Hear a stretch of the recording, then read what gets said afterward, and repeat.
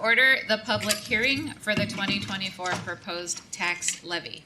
As I call this meeting to order, I want to inform the audience that the Comcast Channel 6, we are informed, is down at the moment. However, the meeting is being live streamed via the web feed, and the recording will still be available. We also have Commissioner Goebel out of town for work and is requested to dial in to join us for this meeting. May I have a motion? So moved. Thank you. I'll second. All in favor? Aye. Commissioner Goebel?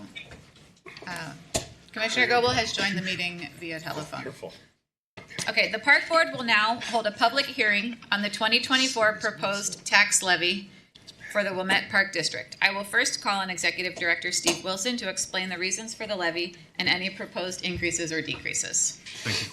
The tax levy is comprised of different types of taxes: tax capped amounts, non-tax capped amounts, and amounts derived from funding ordinances such as debt issuance. The levy includes $3,242,399 for general corporate purposes, such as park maintenance and administrative functions of the district. This represents about 82% of the expenditures in this fund.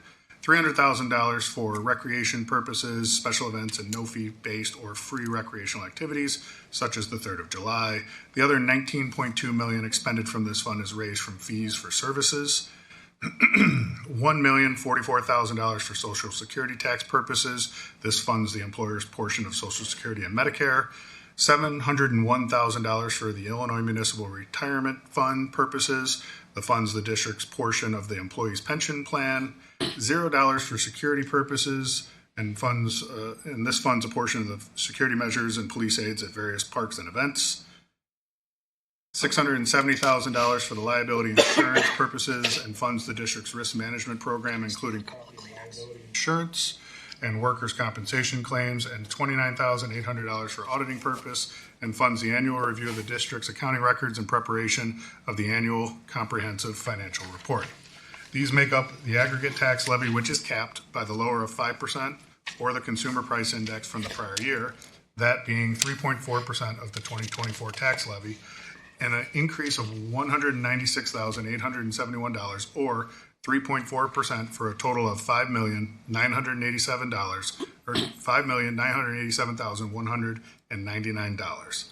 The non-tax cap funds include special recreation for individuals with disabilities and debt service, $644,343 for special recreation purposes, and this funds the district's contribution to the Northern Suburban Special Recreation Association and fees to provide individuals with disabilities an opportunity to participate in the district's programs. It also funds the district's costs for compliance with the American with Disabilities Act.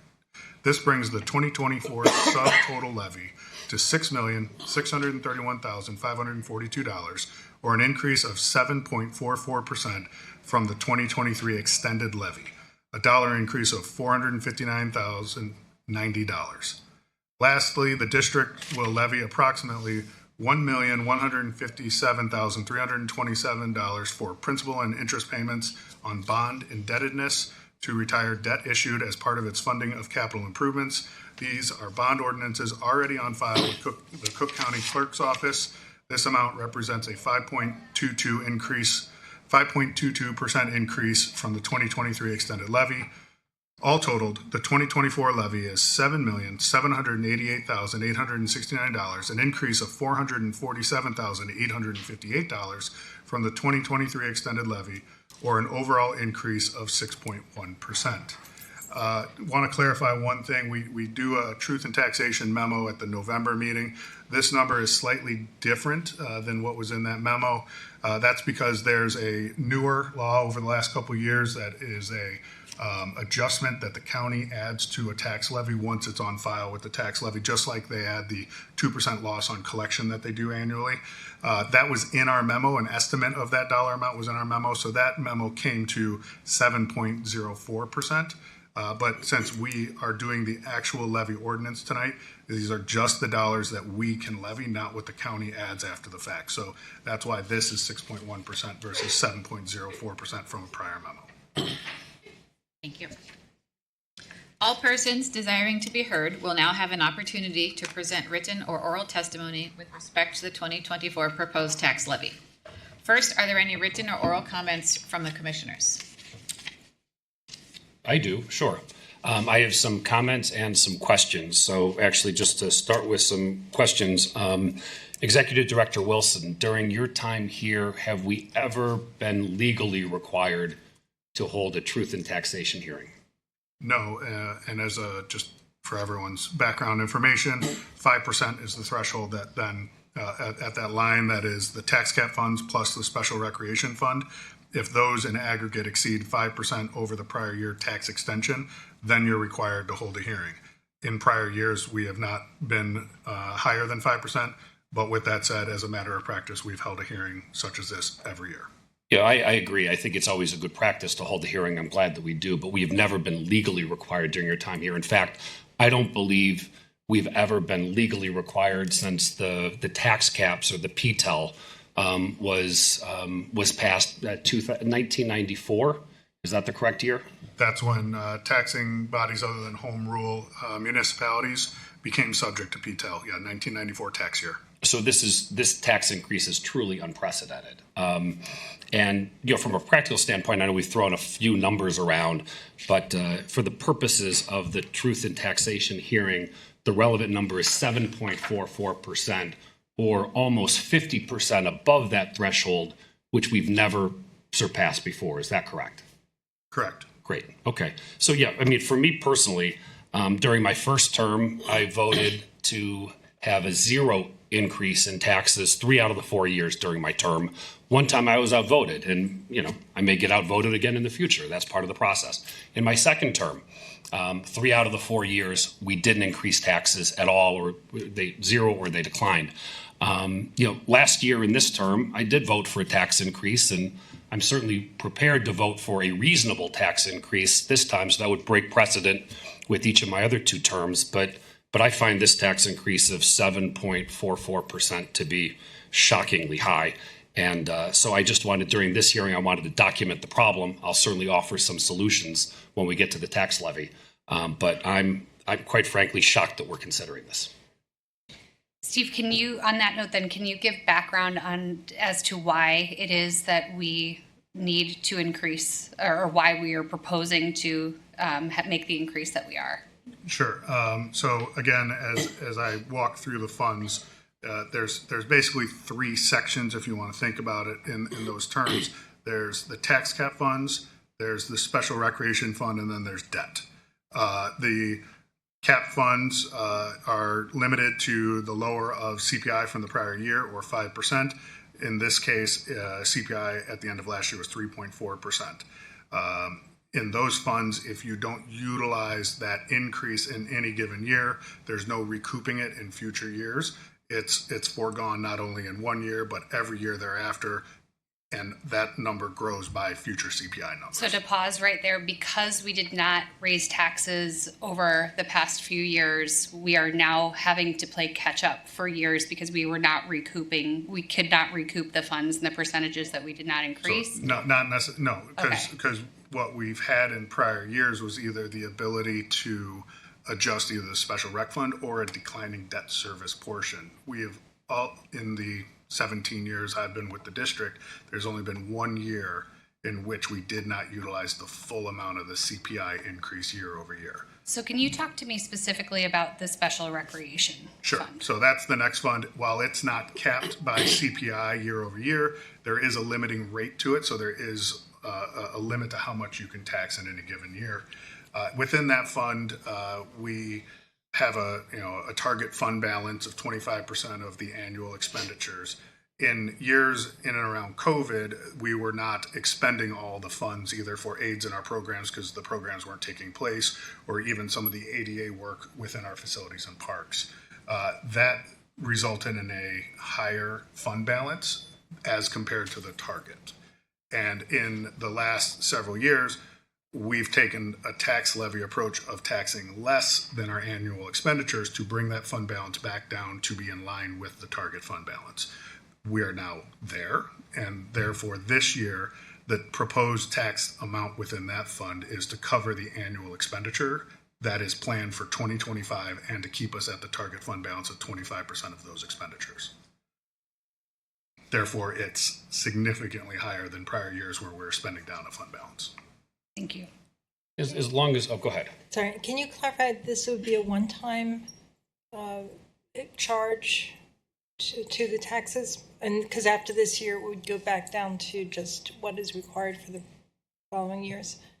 I think what is probably the best way to say that is you won't see a year-over-year increase, but to this level, you would see a tax that is similar to this year in future years that keeps up with whatever growth within the expenditures within that fund. So assuming there's no drastic change to the needs of Northern Suburban Special Recreation Association or to the inclusion aids in our program or some large capital project with a large expenditure for ADA, then and as a percentage basis year over year, it should stay pretty in line with regular growth. And what you're saying there is that this $644,000 is the amount roughly that we spend each year, and therefore we'll continue to ask for the $644,000. That's why the percentage increase won't be as much from this year or from year to year.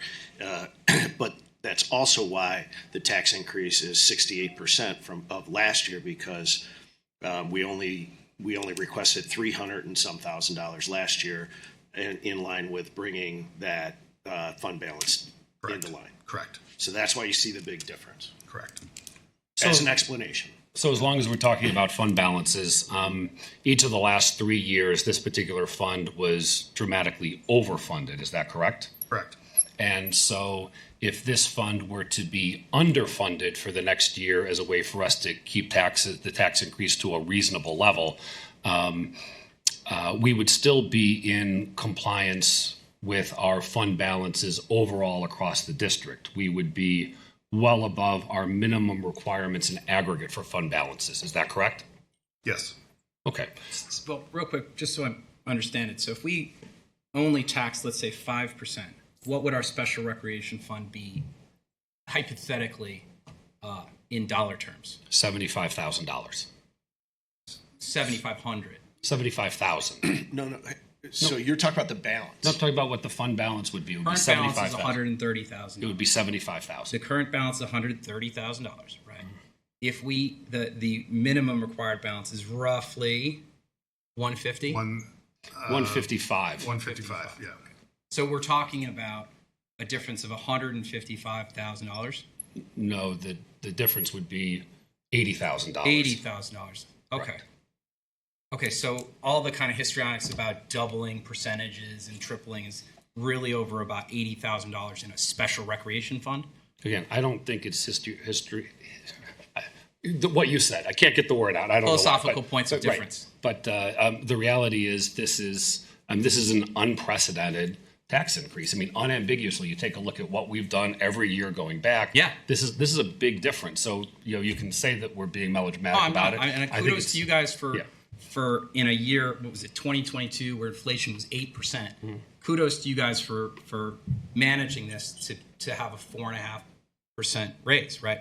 Part of that, though, was spending down the special recreation balance. So we are talking about moving pieces around. But for me, we've had a conversation about what is a special recreation fund. You've mentioned to me it's a bank account. To me, it's a little more than that. But again, philosophical difference, and I haven't heard any extra support for what you're talking about now, so I'm willing to go to a vote. Sure. Well, again, I think there's no voting here. They just simply close the meeting when it's done. After we speak, the public can speak. Yes. But to your point, you say I reference it's a bank account. I think the difference between us, taxing what's proposed here and say a 5% tax, which again I'd be prepared to vote for, is the amount of money that we would have in a bank account. That's correct. So the question is, do we think that it's better that we hold that money or the taxpayers hold that money? I think it's a philosophical question. I think it's a good one. But the thing to emphasize, and let's be very clear about this, we all talk about special rec. And by the way, I'm a huge supporter of the special rec fund. I'm proud that, and Steve, again, correct me if I'm wrong, but I think our district spends more money than any other district on services. We make sure that our community has everything it needs. Is that correct, Steve? That while Glenview's budget may be bigger than ours, it's because of their kind of overhead allocation as opposed to services. Is that correct? Correct. So the two primary components of the funding for NSSRA is the member agency contribution, which is a calculation for each member district of the 13 member districts, which is kind of driven by the EAV of each community and the population of each community. And in that, we're like fourth largest contributor.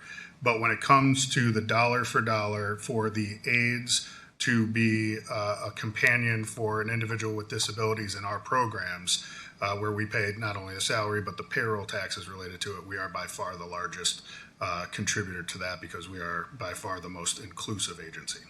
So this is the point that I want to make, and I want to make sure everybody understands that whether we tax, if you use the 7.44 number or the 6.1 number, whichever one you use, if instead we were to tax at 5%, there would be zero difference in the number of members of our community who receive services. There would be zero difference in the program offerings. There would be zero difference in what's supplied. So there is no difference whether we tax at whatever number I think is going to get voted on tonight versus 5%. So that's important.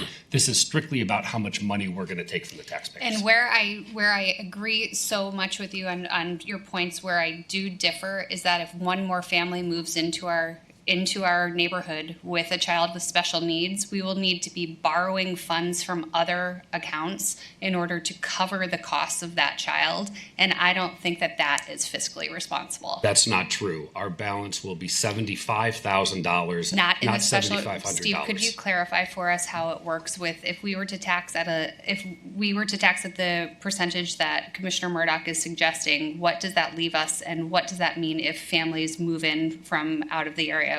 What's not covered? Perhaps we should ask Sheila. Well, might I split the difference, right? No, this is Would an important we be question. involved? Sure, we can look at while we're searching through numbers, and we can be playing elevator music. What you're proposing, and correct me if I'm wrong, right, is that $75,000. Would that be in violation of the special recreation fund policy the previous boards have set? I think you're referring to the fund balance, Fund not balance a fund policy. policy. Yes. I'm not sure in violation is the proper term, that we have been overfunded. I'm for just the last wondering 3 if we're years. gonna be less We or would more be than that. underfunded. Okay. We would have a $75,000, not $75,000 balance as opposed to a $155,000 balance, which again, we could certainly make up again next year, and it wouldn't have any impact on the services Sure, but provided. we'd be under that number. We'd be under that number, sure. Okay. Yeah, and there's where I think if we drill it down for you and I, that's where I disagree. But in our aggregate funds, we would have excess funds. I understand, but across as I the mentioned district. before, I Yes. think you and I differ in is it a bank account or is it something more? And that's philosophical, and that's fine. Okay. Are there any other commissioners that want to share? So I just want to clarify something. In the meeting that we had about this, when Commissioner Murdoch first brought this up, we were talking about a fund balance at the end of next year in the special rec fund of only like $7,300. But how did that number change to $75,000? Is that when we removed the $68,000 and the estimated Correct. 2% Correct. holdback? $68,000 tax adjustment that Cook County Tax does. adjustment, yeah. Is that what added? That doesn't play into the calculation. of Okay, our so balance. then how did we get to 75,000 from 7,300? Sheila, would you be happy to clarify for us?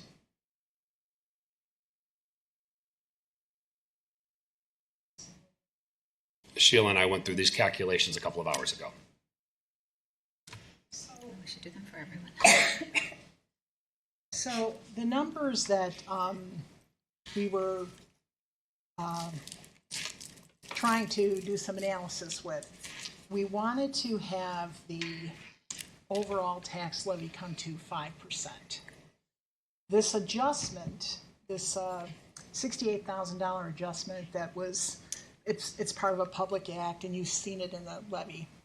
That has not been, while that was included in the document for the tax levy approach that we published in October, it's not really part of the tax levy. So now it's a different tax calculation where you're actually comparing, the seven, whatever's in the tax levy. You would think I would know that off the top of my head. The $7.7 million versus some different number, much higher, because we would be getting this refund. But we don't know how much that's going to be. So what was included for purposes of this discussion in October, it's not really part of the tax levy. So now the true calculation for the tax increase is some number less than 7%. Looks like it's 6.1%. That's what it looks like. So we were looking at adjusting the special recreation levy down about $150,000 in order to get the overall tax levy increase to 5%.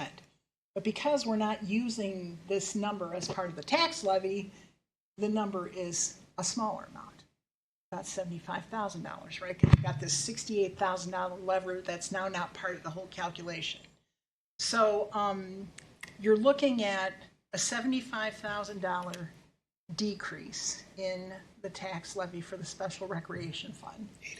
In order to get to a 5% tax increase, which does not meet our minimum fund balances, there is probably some truth to maybe services not being cut. If we have a lot of people who join the district, then that balance might fall to some number less than that. This is where the number went from 7,500 to the 75,000. It's probably the $68,000 difference, right? I don't have the calculator in front of me, but that's what it is. Was it a foregone conclusion that it went directly to the special rec fund, or That's could what it have been spread elsewhere? I wasn't doing the mental Yes. gymnastics on the fly as we were talking about it, and that's the way I was looking at it. But what Superintendent Foy just said makes sense. That if the bottom line number, instead of being 7.04 or 6.1, was to be 5%, now that the 6,800 is in the calculation, 6,800 plus the 7,300 we talked about at the committee of the whole meeting, get you to about 75,000 as your fund balance. Yes. Right? So your question was right, and Yeah. I wasn't there. Yep. So really, what we were concerned about in the previous meeting was that, well, I was worried about the $7,300 balance at the end of the year projected, all things staying the same. And now we're talking about a $75,000 balance projected. And I echo your concern about additional expenses. Can you talk to how we would make up any dollar shortfalls in the special rec fund if it came to that? So if it came to that, those monies then would be coming from our corporate fund, which is one of the tax cap funds at 3.4% for this year. Right. That would be, or the rec fund, the two funds where we do have some ability to move and fund underfunded. And that's because the fund balance that is set in our guidance is higher, and so there's a lot more room to move around money in and out of those accounts. The fund balance requirement is lower in those two funds, right? So there would be extra money for us to allocate. Like, for example, essentially all the money that we have for funding capital is going to come out of rec, or it's going to come out of the general fund. Right. That's where most of it sits. Right. There's minimal dollars that are excess funds in any of the other funds. The debt fund is what it is. We know what's going in, we know what we're taxing, everything else. I'm really, really strict about keeping that at 25%. The security fund is a little overfunded, but maybe by 60 grand, 50 grand, not a huge amount. So we've been paying that down for the last 2 years too. So money could come out of the general fund to support this. The corporate or the rec fund. But not out of the general fund is what you were calling The it. corporate fund. General fund and the corporate corporate fund is the same Okay, fund. which is also where the majority of the money sits, if I understood what you said, the majority of the money sits that also funds capital projects. And the rec fund, those two funds together. Okay, so there's ample dollars, but that would impact other things that we might do. But if we spend up an extra $75,000 under this idea that 5%, and then we spend the extra $75,000 and we dip, let's say, another $75,000 into one of these funds, it's just $75,000 less that we have to spend elsewhere in the district according to our budget. right? And if we continue to spend everything that we say in our budget and all things are as written, then our targeted fund balance for our debt, for our rating, our bond rating, just dips by that amount that we pull out. I mean, right? I mean, that's kind of where, correct. that's the bottom That's line where the correct. number would change. Okay. Right. Which adds a small element of risk to our bond rating. Well, If we get into that But this position. would Clarify that a little bit. Let him finish. to say that there isn't money available in the event that we take the special rec fund to zero, there is money available to satisfy any demands that the special rec fund cannot fund on its own if we go with Commissioner Murdoch's idea of reducing the overall request of 5% in the fund balance and all being equal to 75,000. There's still money to cover that. So it's not like we wouldn't stop services for anybody. But let's talk, so we mentioned this That's sort correct, of yes. a rating. I would agree. Okay. Yeah. Well, we mentioned some sort of potential interest rate risk. Let's clarify that. And again, we're getting probably way too far afield on this, but Commissioner Leahy had suggested he's concerned that we might fall below the policy reserve. There would be nothing that would prevent us today, for example, or on January 1st, from lending some money from the corporate or the rec fund to the special rec fund. Not lending, transferring. We Transferring. don't lend it Forgive me between funds. again. I'm That's sorry. okay. Transferring, such that we would be in full compliance. We still would be in full compliance with either of those two funds. We still would be well in excess of our $4 million overall policy. So there would be no effect. There would be no risk is from the crediting agencies because none of this money is going away. It's just in one account or it's in a different account. So there would be no difference. And next year, if we've decided we wanted to make this up, we don't have limitations. So we could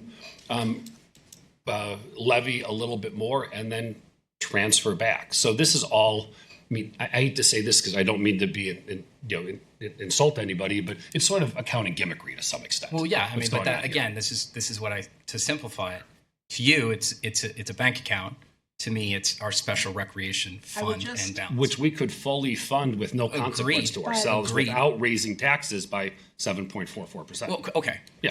Let me we take could a dance turn. around this all day. It's just, it's not, I'm not willing to play accounting games with that fund. So that's where I'm at. In So addition. I Go just ahead, want to Sheila. add one thing. If you do not tax for the full 75, we're talking about 75 grand here. We will have $75,000 less in overall fund balances, which is what Moody's is looking at. Moody's looks at our whole fund balance in total. So there is some risk. I don't want anybody to think that there is no risk. I just don't know. I don't know how to quantify that risk. Does that help? So according to our projections that we did last week, the fund balance at the end of the year might be 4.325 million as opposed to 4.4 million, and we don't know how to quantify that risk. Well, what I'm Fair enough. saying is, Yeah. we also know that Moody's isn't happy at that level. But they're not happy at Moody's wasn't happy. 4.4 either. They weren't happy at 4.5. Right. So we're already running that risk. Right? And we So- had a long meeting Wednesday where we discussed the capital and the rest of the budget and balancing the budget. And there was discussion at this table that we weren't satisfied with the surplus, that we weren't satisfied with the way the numbers were coming out. So we're now sitting here talking about borrowing from one fund to satisfy another in a scenario that would be dipping into the fund, the general and the rec funds, which we specifically were considering sending staff back to their desks to resharpen their pencils and find more savings or revenue in those very budget numbers that we're discussing right now. So I think everyone else has shared. I echo the majority here in the sense that the difference we're talking about, this is a reasonable catch-up situation that I support. And just on to clarify, make sure there's not misinformation out there. It's very easy to hear a number like 6% and say, my tax bill, if I pay $20,000 of tax money, that 20,000 times 6%, that is not at all what that percent is multiplying by. This is the Park District's portion of your total tax bill, which is in the range of 4.2-ish% for, you can never fully know this until all the other entities throw in their amounts that they're taxing. But as a rough guesstimate, if someone paid a $20,000 annual tax bill, the difference between a 5% or a 6% of our portion of the tax would be $40 for the year, which would be $20 for each of those half tax bills. So that would be $40 on their $20,000 annual tax bill. And that number can, of course, go up and down and slide across the district. We obviously have a variety of homes and dip taxing percentages in our district. But this is a long conversation for a proportionately moderate number in terms of impact to an individual household. And I believe, as you commissioners over here have said, I think it's fiscally responsible to our districts to maintain the policies that we've intended to live by and catch back up in that scenario. Thank you for letting me take my turn. Commissioner Goebel, did you have anything to add since you've on the line? Thank you. Nothing to add. I appreciate your remarks, Commissioner Kozlowskis. At this point, commissioners, are there any written or oral comments? Thank you, Are we done? Superintendent Foy. Are there any written or oral comments from the public? Seeing none. I adjourn. Do we need to move to adjourn? Not on my list. Take a motion. Do I have a motion to adjourn the 2024 Truth in Taxation Public Hearing of the Board of Commissioners? So I'm going to ask a question. How does this move forward with the, When we approve the levy. okay, so Later in this meeting. In the meeting. Okay, Correct. Thank you very much. So moved. I'll second. Favor. Roll call? Commissioner Leahy? Yes. Commissioner Frazier? Yes. Commissioner Clark? Yes. Commissioner Goebel? Yes. Commissioner Murdoch? Yes. Commissioner Duffy? Yeah. Commissioner Kozlowskis? Yes. The hearing is adjourned. I declare the 2024 Truth in Taxation Public Hearing adjourned. At this time, I will call to order the December 9th, 2024 regular meeting of the Wilmette Park District Board of Commissioners. Director Wilson, will you please take the roll? No one's left, but for the record, Commissioner Leahy? Yes. Commissioner Frazier? Here. Commissioner Clark? Yes. Commissioner Goebel? Yes. Commissioner Murdoch? Yes. Commissioner Duffy? Present. Commissioner Kozlowskis? Here. You have a quorum. Thank you very much. First on the agenda this evening is consent. May I have a motion? I move to approve the consent agenda of December 9th, 2024, regular meeting of the Board of Park Commissioners, a copy of which is to be attached to and become permanent part of the minutes of this meeting. I'll second. I'll second. All right, I'd like to remove items 3.1 through 3.4 and discuss them separately if we could. Through 3.4. Anything else? Okay. Roll call with the modification. Commissioner Leahy? Yes. Commissioner Frazier? Yes. Commissioner Clark? Yes. Commissioner Goebel? Yes. Commissioner Murdoch? Yes. Commissioner Duffy? So we are approving all the policy changes in the voucher 3.5 to list. 3.12. 3.5 through Yes, I 3.12. just want to be clear. All Yep. right, yes. Commissioner Kozlowskis? Yes. Consent agenda is approved as modified. All right, if we could take 3.4 first, if you don't mind. That's the meeting dates. Board meeting schedule. Great. So just a couple of things on that. We've undertaken the practice of having what we're referring to as a finance cow immediately preceding the board meetings. There's no reference to that here.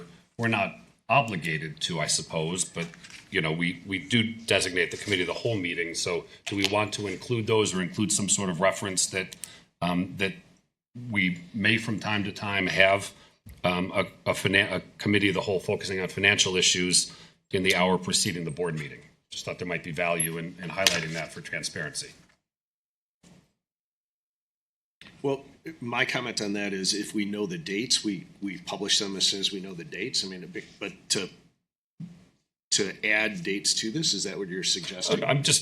Actually, when Steve and I had talked about it, we thought that there was some sort of a line in that first paragraph kind of referencing that. The fact of the matter is we do call out our committee of the whole meetings, our general committee of the whole meetings, but my understanding is it's our intent to continue to have finance cow meetings as well.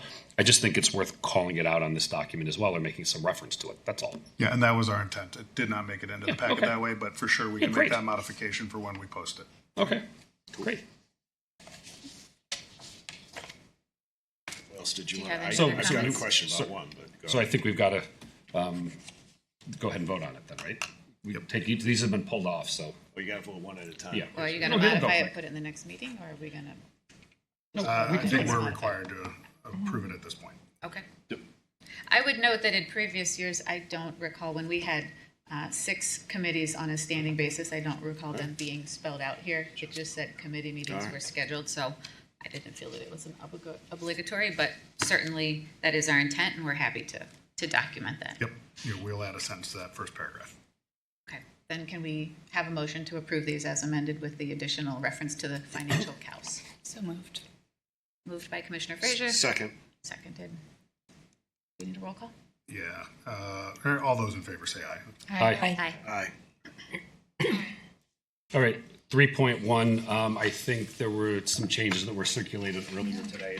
I was listed as not being present in the meeting, and I was present, so I just wanted that included. So with that modification, happy to approve 3.1. I think we were already given the copy of that amendment. It's not in the packet, It but says it'll be arrived in the, late. I see. It was circulated. It says arrived late, so it isn't. it wasn't in the packet that was Oh, that was published published previously. Friday. Correct. Okay. I see what you're. So you're this stating. is the accurate. Yep. Right. Okay, I just wanted to clarify. Board members, we've all reviewed that, yes. Any further discussion? Can I have do we have any discussion on 3.2 or 3.3, so we can do those at the same time? I'm sorry, 3.3 No, and I'd like to 4? do them separately if that's okay. Thanks. We have a motion to approve 3.1. One. I thought that was moved, I seconded, and then we just discussed it. So we'll take a Okay, vote so we'll take now. a roll call Yep, to approve the minutes that we've already seen. of 3.1. I don't believe there was a motion on this one. The motion I have was from 3.4, Was the for calendar. was for the scheduled meetings. So a I don't motion think for we moved 3.1. No, we on. did that, and then you said 3.1, and I thought Ally moved it, and I seconded it. That was the calendar, that was 3.4. So moved. I Thank you. second. All right, so moved, 3.1. All in favor? Aye. Aye. 3.2, there were no changes, Steve? No changes to Okay, 3.2. so I'm No good with changes. this. I'm good with 3.2, sorry. Can we conclude 3.2 and 3.3 as long as there are no changes? No, okay, I'm going to vote no on 3.3, but that's fine. Okay, I just didn't know where you were getting with this, if Okay, they were no connected, worries. and I didn't want to vote for something and walk in. It's okay. Okay. Need a motion on Motion Motion to approve approve the 3.2. thing that we didn't change. Okay, so motion by Commissioner Duffy, second Second. by Commissioner Leahy. All those in All in favor say favor? aye. Aye. Aye. 3.3 is what remains. I move to approve 3.3. Second. Discussion? Just having fun? Just, Can we table these for discussion at a further meeting? And Yes, I've moved to table them for discussion at a further meeting. Well, it's just 3.3 that's. Yep. okay. I want to take another look at them if Mike's so so concerned Mike, you about made them. the original motion. You're okay with the tabling? Sure. Okay. Then 3.3 has been tabled to a 3.3 future will be meeting. tabled. Does that conclude everything on our list for consent? I believe so. it does.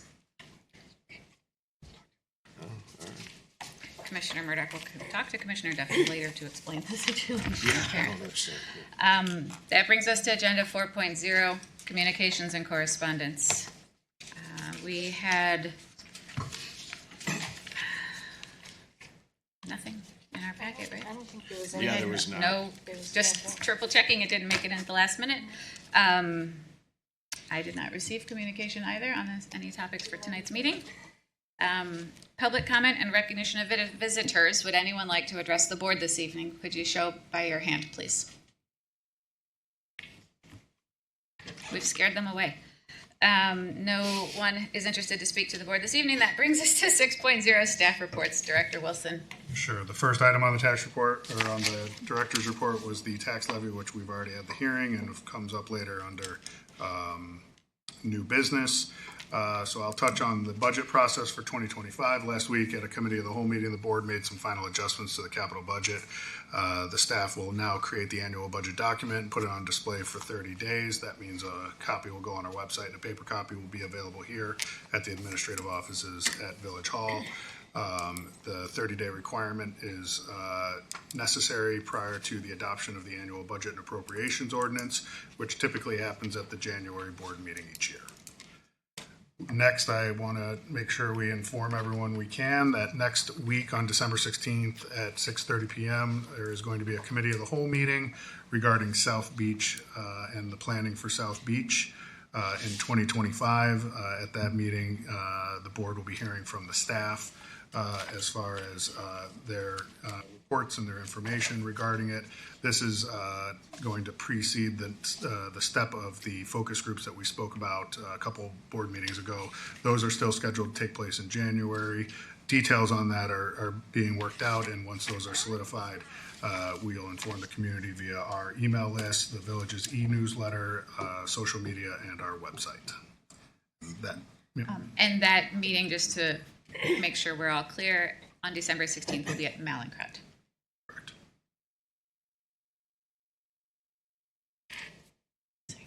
That concludes the report. Thank you. The other reports are Parks and planning. Yeah, they're ready to go. Commissioner Solberg, I'm sorry, Superintendent Solberg for the Parks and Planning reports. When you're done, you get to sit up here. Great, does that mean we switch? I love it. Since the last meeting, the project at Gilson has progressed with the roadways, the storm sewer, the water main. We continue to still hammer out a lot of work every day that the crews are on site. Even when it was cold. Yeah, even, freezing, right, yeah, even when it just was there. below 32 degrees. So currently, as of today, we have all of Harbor Drive, the concrete base has been poured, all of the sidewalks, the gutters, the curbs. We are currently pouring concrete around the triangle, which is outside of, in between the Coast Guard and the harbor. There's that tree triangle. They're working on some of the retaining wall there and also the roadway surfacing. Last Thursday, we worked with the Village of Wilmette and we tied into their water main. So we right now have the new water main. They have to do the chlorination and the whole process. So we haven't connected to that specifically yet. We are still operating on the old water main, but it's just another step in the process as we move forward through that phase. The storm sewer, they ripped up Middle Drive. They've been working on the storm sewer underneath Middle Drive. And then the asphalt will get laid down in the spring for the bike path. We are shooting to do some asphalt work tomorrow. So on Harbor and Overlook, the concrete has cured long enough that we put down binder today. And that binder is the layer, it's almost like a tarry substance, and it's a layer in between the asphalt and the concrete. Tomorrow we will have crews on site who will put down 1.5 inches. So the base will be 1.5 inches, and then we'll come back in the spring and do another 1.5 inches because it should be 3 inches of asphalt. But we're trying to get something down to protect the concrete so that we can plow, we can salt without any concerns of that freshly poured concrete. So they are planning on doing that tomorrow. It should be a one-day project, and then we can start to transition to use Overlook as access to get into Gilson Park. Do you have an estimate on when pedestrians will have access to the sidewalks again? That would be same part. Once we open the roadways, we would open up that walkway. It's ready now, but because it's still an active construction site, we haven't opened it up. With the dip in temperatures Wednesday and Thursday, the asphalt plants are probably closing later this week, right? So we sort of got right in under the. We sure did. Yeah, that's phenomenal. That's fantastic. Abby worked their magic. I think Yeah. they have a lot. They're a big company, so they do a lot of work, and they were able to get this. I want to say it's like Builders Asphalt was extended their closing date from Friday for us for tomorrow. That's fantastic. I know. Yeah, that's So phenomenal. all the asphalt work's gonna get done tomorrow. Well, the first layer. But I know. 1.5 inches. So it will be the roadway leading from the beach house around Lakeview. So that drive that goes for the dumpsters underneath the deck, the drive in between Lakeview Center and the tennis courts, all of Overlook, and then it will come up Harbor a little bit. But right, we have to stop at, so the water main goes underneath the roadway over by the Coast Guard. And we have not poured concrete over that yet because we still have to connect and we want to make sure there's no issues. So there is about 10 to 15 feet of roadway that is not poured at all near the Coast Guard. So that's where we will stop with the asphalt work. Any questions on that? Great Just news. if you're looking at the pictures are of Middle Drive getting torn up, the concrete work being poured on Harbor, the curbs, the shoulder, everything there. And the last couple of pictures is when they worked with the Village of Wilmette to connect the water main. That was a very successful day for us. So we thank the Village of Wilmette. All right, on to Langdon. Yeah. So Langdon, the beach has opened back up for people to be able to walk up and down the shoreline. We moved the construction fence because we are now finished with the bluff stabilization. Thank goodness I don't have to say that 3 times. Great. And the construction fence is on the other side of that stabilization. So the crews continue to work. We will be monitoring weather. There will be some weather days for them, but we have a crew dedicated to us for our park. And it's not like they're going to take a month off and we will lose days here and there. It's whenever they can work, they will be on site with the shelter and doing any work that they can over the winter.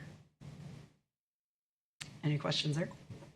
So that construction shelter is going away and we're going to get a different shelter there? Is that what you're talking about? Correct. So the permanent shelter, they will start working on that. Excellent. They already have, they're excavating for it and things like that. But yes, good news there.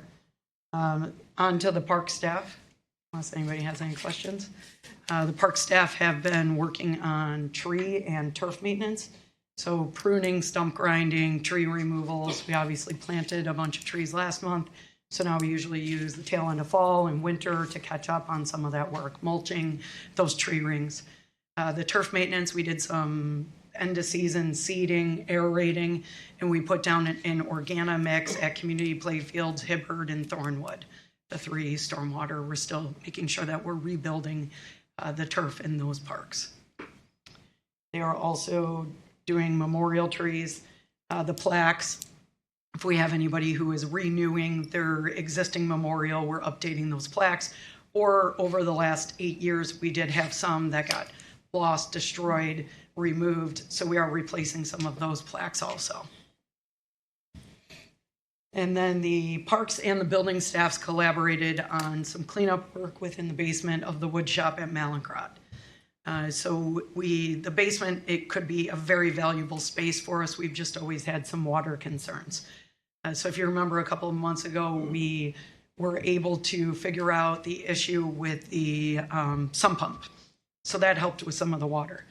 And we have jetted in the past the drains that are underneath the concrete flooring.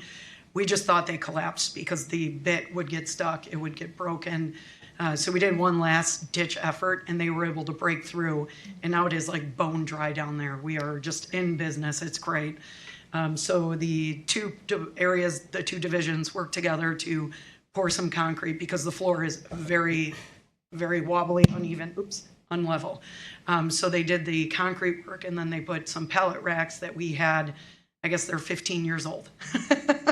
They've just been waiting to go up down there. So we were able to use those and that's going to be a good storage space for the Parks and Planning Department. Also at Malincrot, the buildings team, they put up Santa's mailbox in the gazebo and they decorated for Santa's mailbox. Speaking of decorating, we have a employee at CRC who just loves to decorate the rock garden.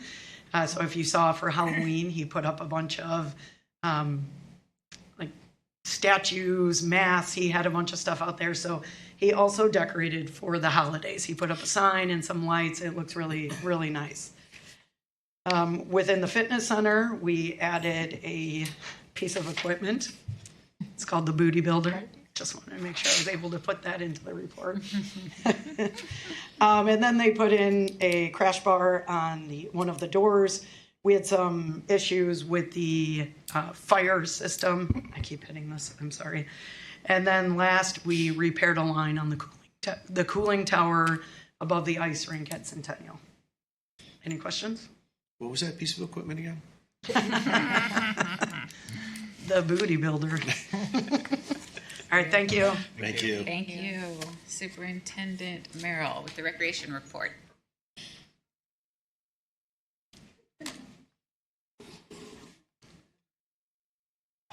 All right, so to supplement the report that I submitted, winter registration begins tomorrow. Everyone across the district has been working very hard to get ready for another big day for us. And then to keep in mind that preschool registration is in January, camp registration is in February, and spring and summer registration is in March.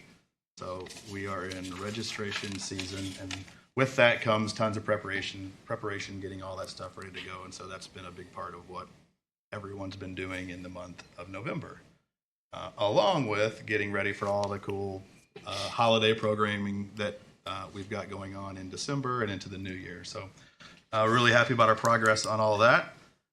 One exciting thing that we have coming up for registration is that we will be implementing an automated waitlist system. We've been working with IT. That's going to roll out tomorrow, starting tomorrow. So what that means is that anybody that ends up on a wait list after registration will automatically be put into one of those spots, will be offered the opportunity to be in one of those spots through our RecTrack system when they become available. They'll get a notification via email, and they'll have 48 hours to accept or decline their invitation to go in and register. Hopefully people that no longer need that space will just decline immediately, which then moves it on to the next person. So it makes it easier for people to get into their programs and classes, but also unburdens our staff from making all those phone calls and doing all that moving around of stuff. So we're pretty excited about implementing the automated waitlist system. So, Dave, just to clarify, that's for camps as well.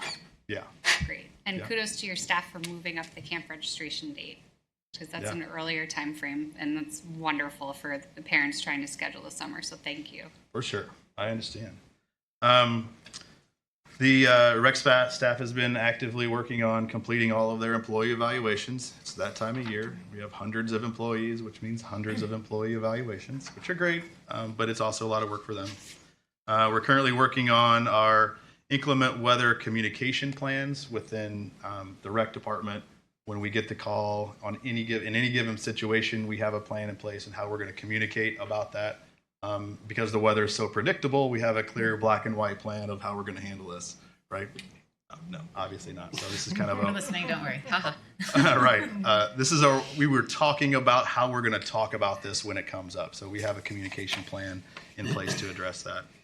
I'm working on tweaking our cancellation and refund policies, our procedures, and examining our overall facility rental request process to streamline that across the district.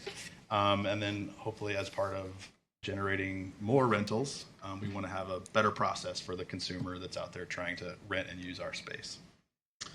School day off programs for the Thanksgiving break were great. We had way bigger numbers than we ever had in the past because we intentionally expanded those to take families off wait lists and get them into our programs during that time. So we're very happy about how all that turned out and proud of our staff for the work that they did to make that happen for people. We are doing a trial expansion for some later hours at the CFC over the break. Yes, right, it's in the report. But a couple days, we're going to try that out, get some feedback to see if people actually will come and use those. So if you're not using it during those late night hours, come and help those numbers.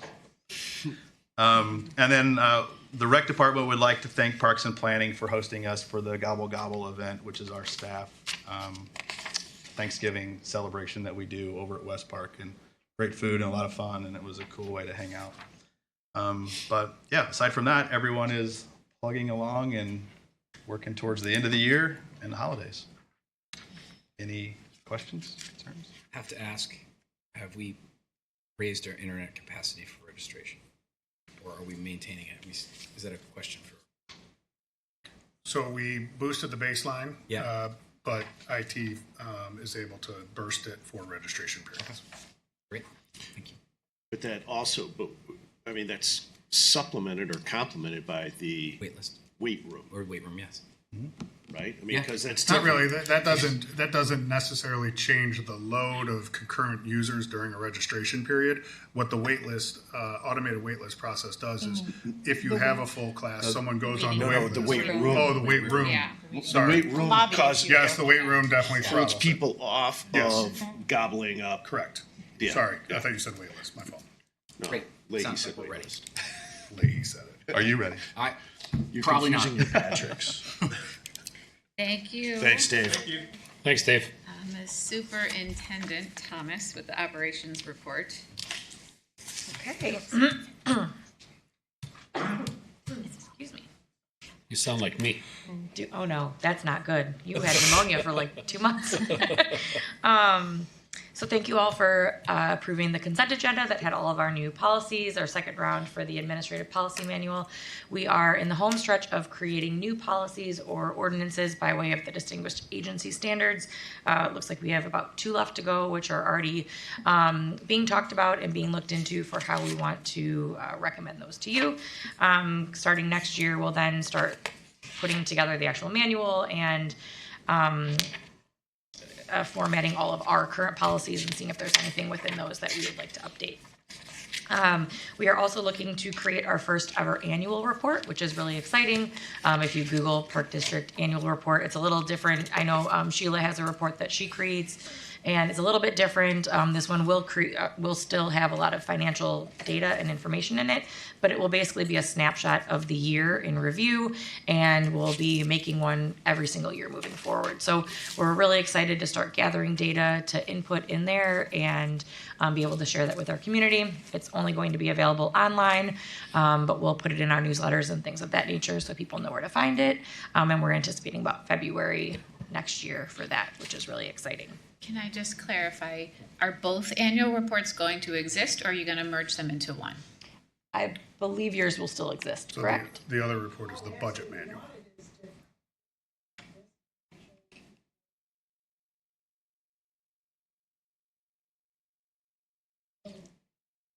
So they will be different? Yes. Just They'll be different. For the recording, so someone might not have heard her. Yes, they'll be different.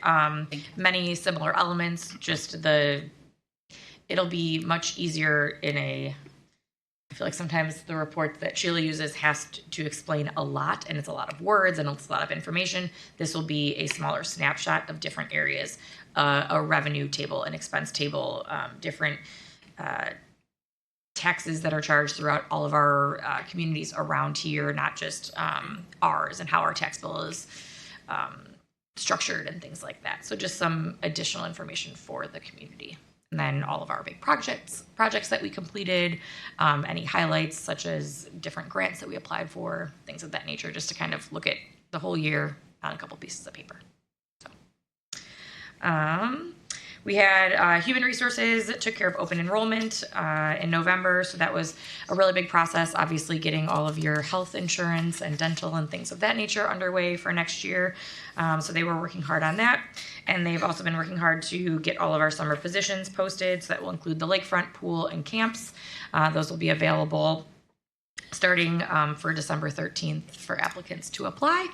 People can anticipate about a 2-week turnaround from hearing from our staff. Obviously, there's the holidays and the new year coming up right after that. So trying to capture all those people that are coming home on break, get them in to apply, and start interviewing them as soon as we can.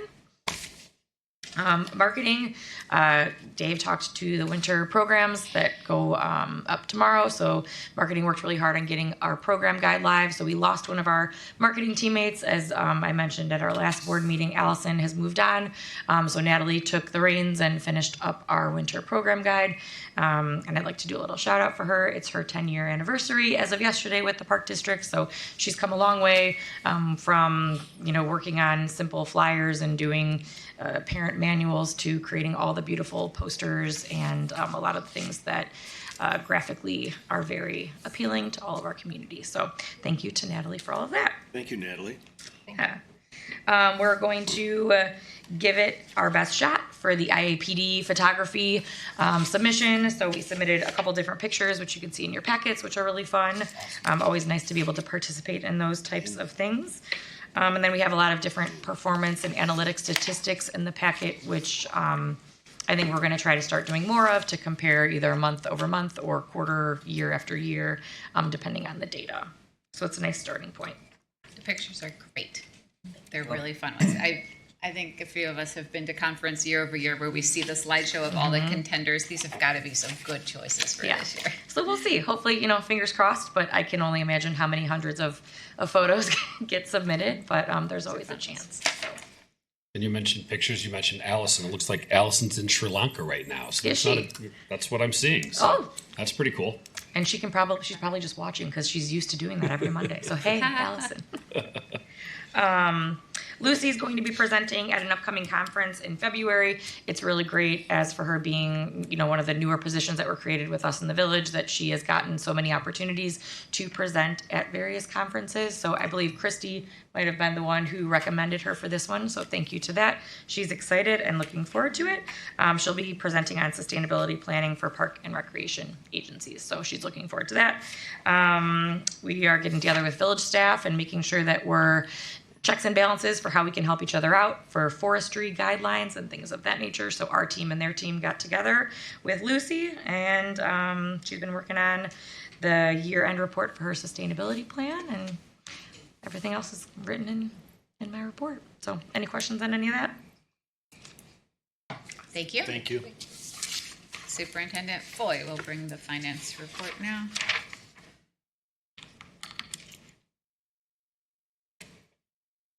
Hi. Okay, so are there any questions on the financials through November, or even the capital financials that we discussed at the last meeting? No questions? Not right now. So a lot of this past month, obviously, has been spent on budget, a lot of it. But I'm also getting ready for year end. So I have my preliminary meeting with the auditors for December 23rd. To make sure that we hit our deadlines to get all of the information for the year-end financials and the audit to you in enough time where you can vote on the ACFR. We're working on, there's some detail related to the Cook County leave ordinance mandate. So I don't know how much detail you know about this, but now, according to Cook County, for every 40 hours somebody works for us, we have to accrue and award 1 hour of paid time off. And if there's a cap at 40 hours per year, but you can carry it over. The rules are kind of odd, and it's a little difficult for us because there's always something complicated related to the way we handle units versus the way we handle hours. We're working on trying to get that automated and implemented by the beginning of the year. We don't think that's going to be an issue. And there's a couple of new pronouncements. So I was at a GAP update last week, super exciting. And I have learned that there's a few things that we have to account for a little differently. So I've been meeting with the auditors through emails to figure out how we're going to get ahead of all of that before they come in to meet with us to do their testing. And I'm thinking it might be February or March. I'll know by next meeting when they're coming in. And we're getting ready for 1099 issuing, W-2 issuing, a lot of tax stuff coming up in January. So we're geared and ready to go. I actually just got all the forms for that. Was sitting in front of you on my desk. I saw those. So, Big stack. So getting ready. And there's been some, IT stuff that's been going on. We do a lot of upgrades, and we've been trying to migrate everything to our virtual servers. And I think everything except for one thing is migrated. So this has been a long process for the technology department, but they have finished almost all of it except for just this one last piece. And I think that's getting ready to go sometime this month. So I think that we'll be finished with that project this year. I think that's kind of it. Does anybody have any questions related to what's going on? Yes. No? Do you need me to stay up here to talk about? Not just I want to sit in the front row. That's right. Thanks, Sheila. Okay, great. Having no unfinished business, that takes us to 8.0 new business. 8.1 consideration of the tax levy ordinance. May I have a motion, please? I move to approve the tax levy ordinance 2024-0-9, an ordinance providing for the levy and assessment of taxes for the Wilmette Park District, Cook County, Illinois, for the fiscal year beginning January 1st, 2024, and ending December 31st, 2024. A second. Discussion on the tax ordinance. The only comment I would make is I think you said during the truth in taxation ordinance, I certainly could support a 5% increase in the levy, but I'm unable to support what's proposed here. So with that, we can go ahead and vote. But this, I was going to get into a bank account discussion, but we don't need to do that. I thought that was expressed by, I think we covered it. yeah. Okay. Okay, we'll take a roll call. Commissioner Leahy, Yes. Commissioner Frazier, Yes. Commissioner Clark, Yes. Commissioner Goebel, Yes. Commissioner Murdoch, No. Commissioner Duffy, I'm going to vote no. Commissioner Kozlowskis. Yes. Motion passes. Ordinance is approved. 8.2, may I have a motion for 8.2? That's me. I move to approve resolution 2024 R5, a resolution directing the manner of any reduction in the aggregate extension of the 2024 tax levy of the Wilmette Park District, Cook County, Illinois, in order to comply with the property tax extension limitation law. I'll second. Is there any discussion on this, also known as the PTIL? Okay, let's take a roll call. Commissioner Leahy, Yes. Commissioner Frazier, Yes. Commissioner Clark, Yes. Commissioner Goebel, Yes. Commissioner Murdoch, Yes. Commissioner Duffy, Yes. Commissioner Kozlowskis. Yes. Resolution is approved. May I have a motion for 9.0? Sure. 8.0. We got, I know. It's actually 9 on the 9.0. agenda, 8 It's on your it's motion. 9.0. Sorry. I move to adjourn to closed session for the discussion of the employment, compensation, discipline, performance, or dismissal of a specific employee of the district, including hearing testimony on a complaint lodged against an employee of the district or against legal counsel to determine its validity in accordance with Section 2(c)(1) of the Open Meetings Act. Second. Roll call? Commissioner Leahy, Yes. Commissioner Frazier, Yes. Commissioner Clark, Yes. Commissioner Goebel, Yes. Commissioner Murdoch. Yes. Commissioner Duffy. Yes. Commissioner Kozlowskis. Yes. All right, we are adjourned to closed session. Thank you all.